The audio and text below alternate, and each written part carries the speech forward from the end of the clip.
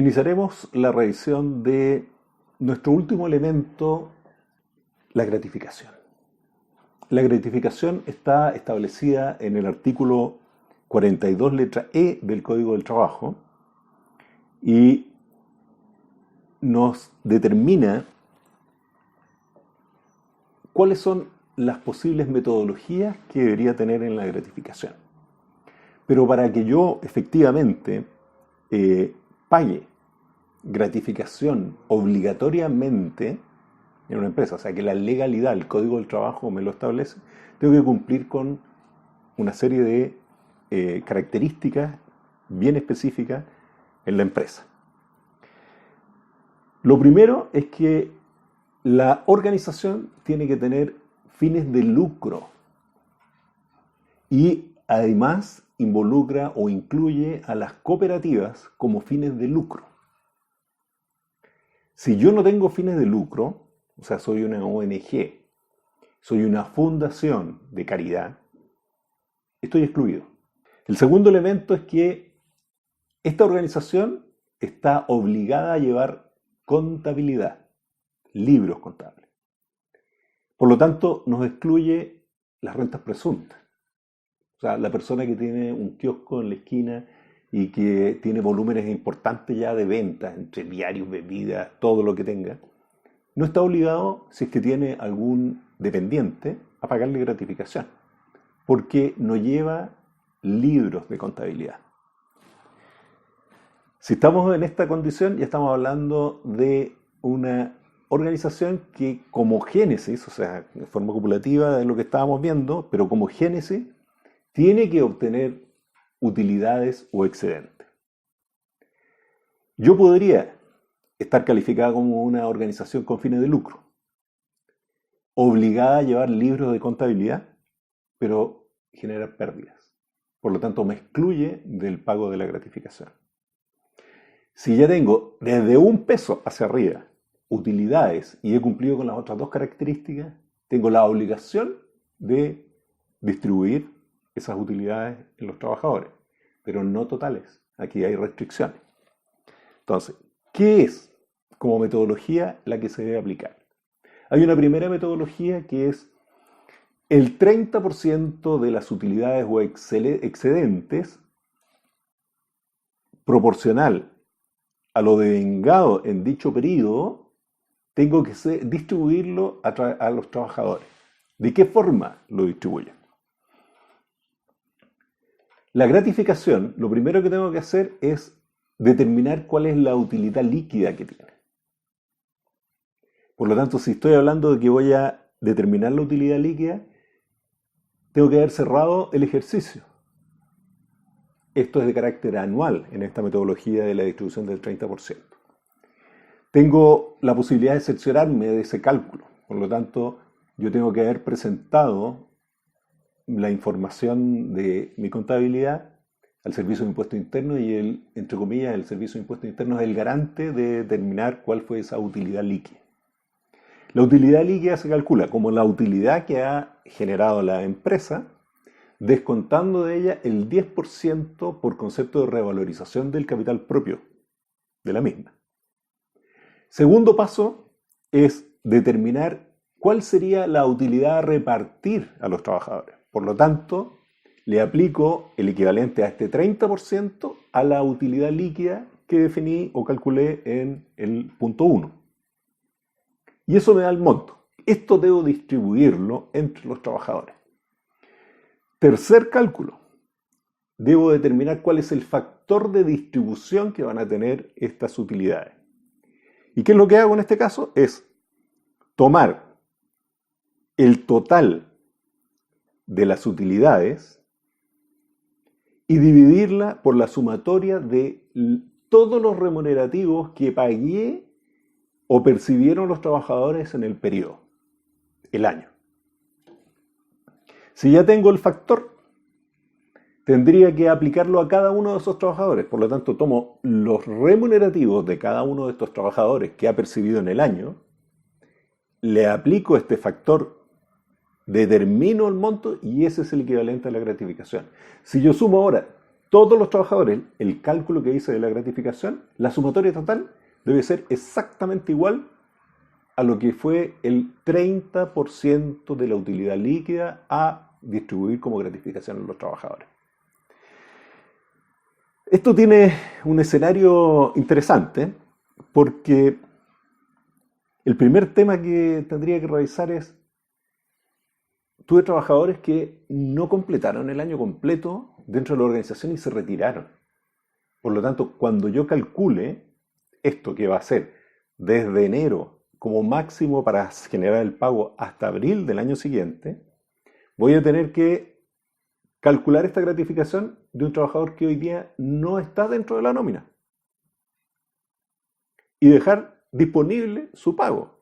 Si lo tengo que dejar disponible y esto tiene la disposición legal de estar afecto a la parte previsional y a la parte tributaria, quiere decir que nuevamente en mi proceso voy a tener que abrir el pago a un trabajador que ya no está disponible dentro de la organización y que además puede estar trabajando ya en otra empresa. Por lo tanto, en ese mes que yo le pague la gratificación, va a tener que él tributar por el efecto de la suma de las remuneraciones.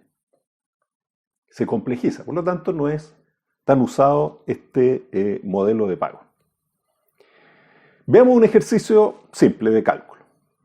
Una utilidad que tiene una empresa como de 30 millones de pesos, con un capital propio de 250 millones de pesos. ¿Qué es lo que tendría que hacer? Primero, calcular la utilidad líquida. Eso quiere decir los 30 millones descontando el 10% de los 250 millones de pesos, es decir, restándole 25 millones de pesos.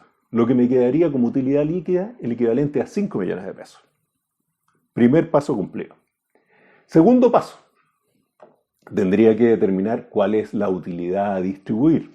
Para ello, ¿qué es lo que hago? Tomo esta utilidad líquida de los 5 millones de pesos y lo multiplico por su 30%. Lo que nos da que la utilidad que debería ser distribuida como gratificación a todos los trabajadores es de 1.500.000 pesos. Tercer paso. Determino el factor de distribución, que es único para todos los trabajadores. ¿Cómo se calcula? Tomo el 1.500.000 pesos y lo divido por la sumatoria total de las remuneraciones del año de los trabajadores, que en este caso vamos a utilizar 75 millones de pesos. 1.500.000 dividido por 75 millones de pesos nos da un factor de 0,02. Este sería el factor de distribución. ¿Cómo lo aplico? Para aplicarlo necesito la distribución de esos 75 millones, o sea, cuánto se llevó cada trabajador a nivel de elementos de remuneración que se le pagó o percibió durante el ejercicio anterior. En este caso, vamos a tomar como ejercicio que hay 6 trabajadores y los 75 millones de pesos que se distribuyeron en remuneraciones están asignados a cada uno de ellos.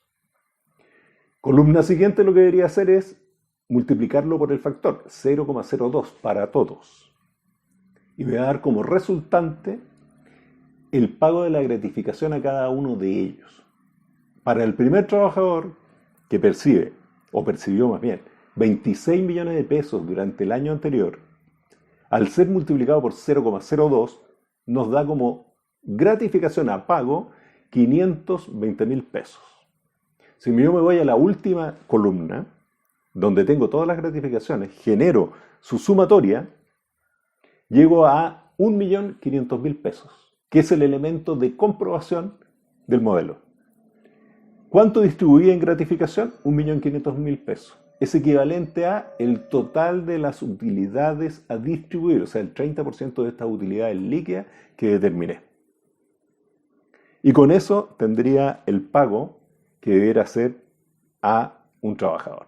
Entonces, por ejemplo, trabajador 1 deberíamos mostrar en su liquidación, en el mes que yo liquido el pago de esta gratificación anual del 30%, haberes, gratificación anual, 30% de las utilidades líquidas de la empresa, 520.000 pesos.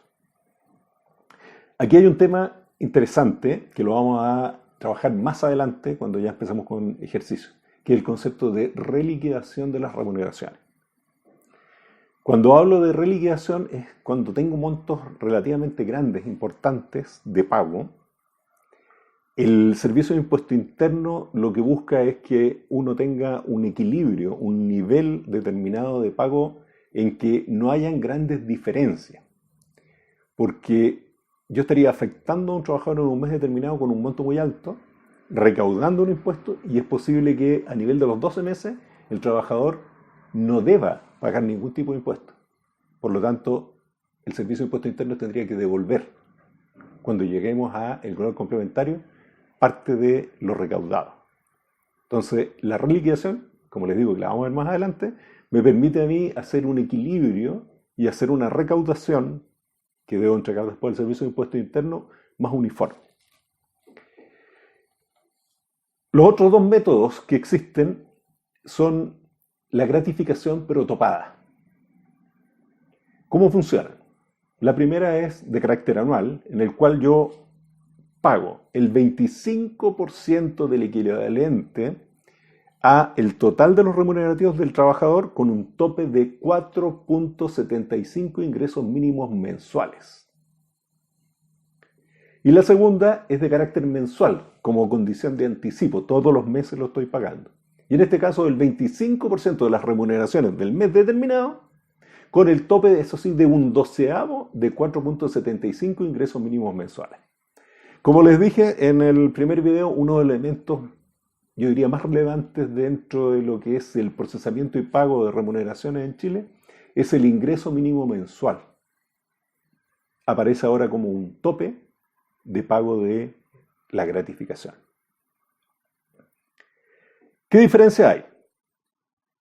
En el pago anual, yo lo que tengo que hacer es actualizar las remuneraciones mensuales de los trabajadores vía IPC para llegar en el mes de diciembre a calcular este tope del 25%, o sea, el cálculo del 25% con el tope de los 4.75 ingresos mínimos mensuales. En el mensual, yo todos los meses estoy pagando, pero cuando llego a diciembre debo efectuar una reliquidación de la gratificación. Por dos motivos. El primero es la actualización de las remuneraciones del trabajador hasta el mes de diciembre. Y la segunda es que en cualquier momento del año podría tener una modificación del ingreso mínimo mensual. Por lo tanto, el tope va a variar. Entonces, aprovecho de pagar la gratificación del mes más la reliquidación de los 11 meses anteriores por alguno de estos dos efectos. Actualización vía IPC o la modificación que haya tenido el ingreso mínimo mensual. Vayamos a un ejercicio con lo que es la gratificación con pago anual topada. Vamos a tomar a un trabajador que en el año percibió un total de 12.600.000 pesos en remunerativos ya actualizados a diciembre. Lo primero que tengo que hacer como cálculo es los 12.600.000 pesos multiplicarlos por el 25%, lo que nos da 3.150.000 pesos, que sería la gratificación que debiera percibir el trabajador. Pero tiene un tope.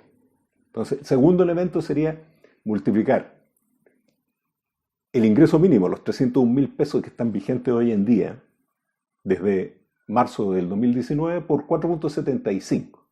Y eso nos da que el tope de la gratificación anual sería de 1.429.750 pesos.